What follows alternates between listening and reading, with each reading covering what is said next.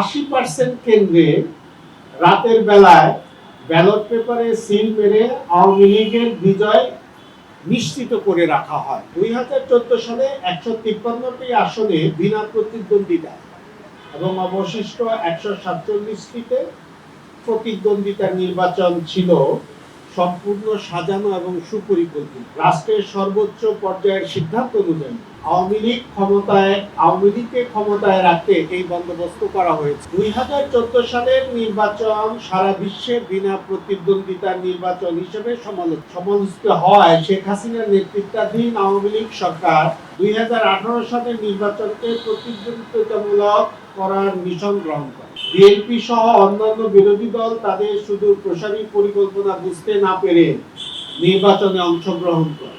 তদন্ত কমিশনের প্রাক্কলন অনুযায়ী 2018 সালে 80% কেন্দ্রে রাতের বেলায় ব্যালট পেপারে সিল মেরে আওয়ামী লীগের বিজয় নিশ্চিত করে রাখা হয় আগেই, মানে ইলেকশনের আগের রাত্রেই।